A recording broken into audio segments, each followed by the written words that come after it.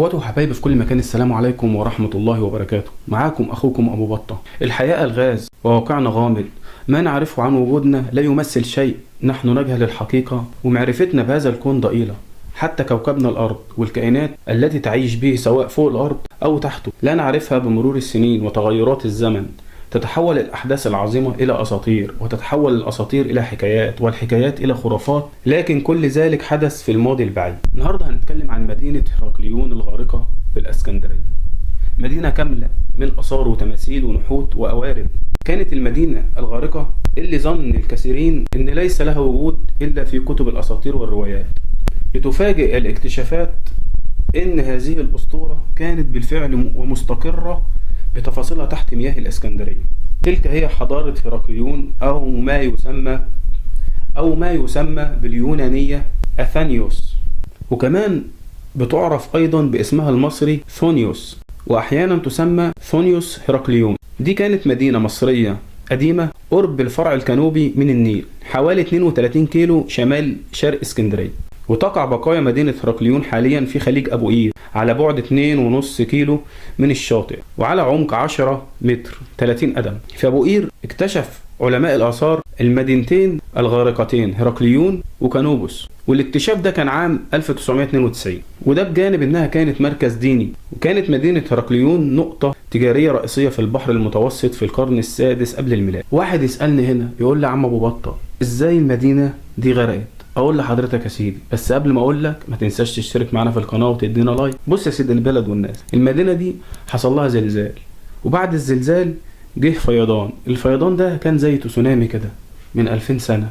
فمع مرور الزمان، طبعا انت بتتكلم في 2000 سنة مش 20 سنة، اصبحت المدينة تحت البحر زي ما انت شايف، وموجود زي ما انت شايف قدامك عملات ذهبية وتماثيل. حتى شعار الدوري الانجليزي متاخد من التمثال اللي انت شايفه قدامك ده، تمثال الاسد اللي حاطط رجله على الكورة. المدينة الساحلية هرقليون كانت تسمى عند القدماء المصريين ثونس او تهوني، وكانت ميناء هامة لمصر على البحر المتوسط، وكانت توصف بأنها مدخل بحر اليونانيين. وده كان معروف في لوحة ناوكرايتس، ودي اتوجدت سنة 1899. وهنا بقى في التسعينيات بدأ علماء الآثار في الغوص في القرن الماضي، اكتشفوا أطلال معبد هرقليون، وده كان مخصص لآمون وهرقل خصنو. وكمان وجدوا تماثيل ضخمة للآلهة وللملوك البطالمة وزوجاتهم وآنياتهم وجواهرهم، والعديد من السفن الخشبية المحطمة. لكن مدينة كانوبوس هي المكان الذي يعتقد أن إيزيس عثرت فيه على آخر جزء من جسد أوزوريس المقطع بوحشية، ودي طبعا أسطورة عند القدماء المصريين معروفة بأسطورة إيزيس وأوزوريس.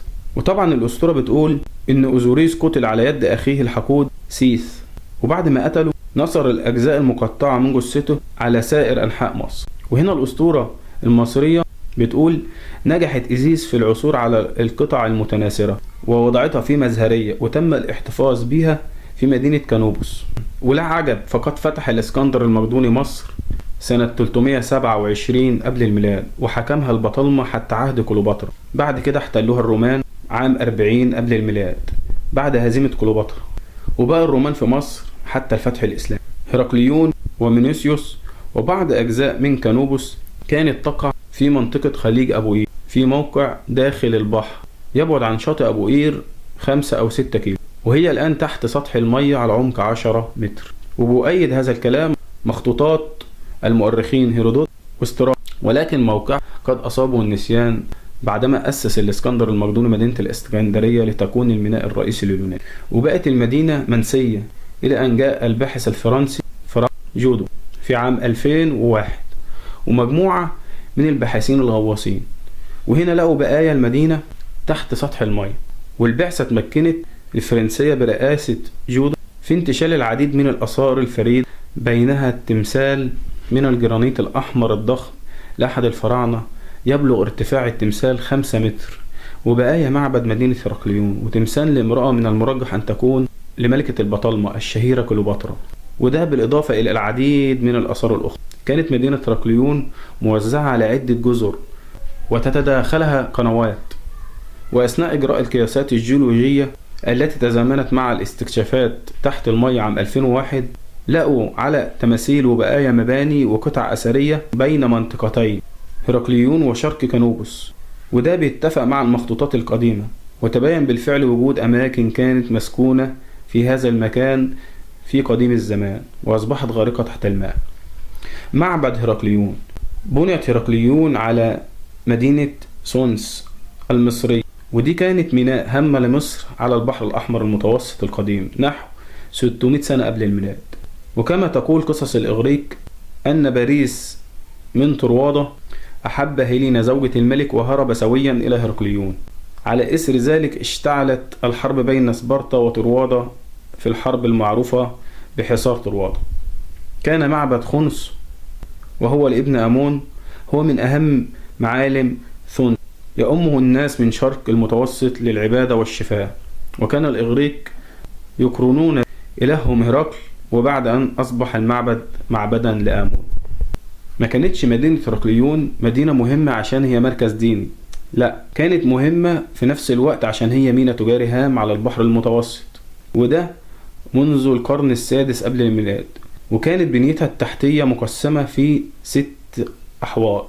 ده خلى العلماء أثناء عمليات الغوص على مركب وسفن غارقة ترجع إلى القرن السادس والقرن الثاني قبل الميلاد. وتوجد مخطوطات من عام 380 قبل الميلاد بتقول: تجمع بأمر فرعون نكتابينيو الأول جمارك بقدر 10% يقوم بجمعها وزيره فيه هرقليون على الذهب والفضة والأخشاب وعلى جميع البضائع القادمة عبر بحر الإغريق. وبكده وصلنا لنهاية فيديو النهاردة. أتمنى يكون الفيديو عجب حضراتكم. يا ريت ما تنساش تشترك معانا في القناة وتفعل زر الجرس عشان يوصلك كل جديد. أشوفكم على خير، مع السلامة.